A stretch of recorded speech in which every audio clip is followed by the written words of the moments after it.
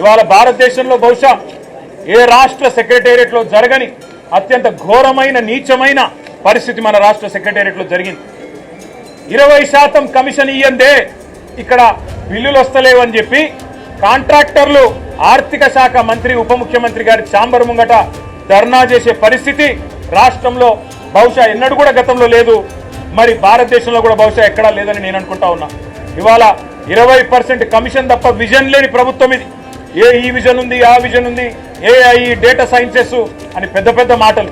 Vision లేదు, మన్ను లేదు, కమిషన్ తప్ప. No vision, only commission, only 20% commission అనే విధంగా ఇవాళ ప్రభుత్వాన్ని నడుపుతూ ఢిల్లీకి మూటలు పంపుతూ ఇక్కడ చిన్న కాంట్రాక్టర్లను, సర్పంచ్లను, చిన్న చిన్న వ్యక్తులను వేధించి చివరికి ఓవర్సీస్ స్కాలర్షిప్లు ఇవ్వకుండా, గురుకులాల్లో తిండి పెట్టకుండా ఈరోజు పిల్లల్ని చంపుతున్న అరాచక ప్రభుత్వం రేవంత్ రెడ్డి ప్రభుత్వం, కాంగ్రెస్ ప్రభుత్వం. కనీసం గురుకులాల్లో ఉండే అధ్వాన్నమైన పరిస్థితుల గురించి ఒక్క మాట చెప్తారేమో అనుకున్నాం. దాని గురించి ఒక్క మాట లేదు. చనిపోయిన 83 మంది పిల్లలకు కనీసం ఒక మాట సానుభూతి చెప్పి సంతాపం చెప్తారేమో అనుకున్నాం. ఒక్క మాట కూడా వారి గురించి ప్రస్తావన లేదు.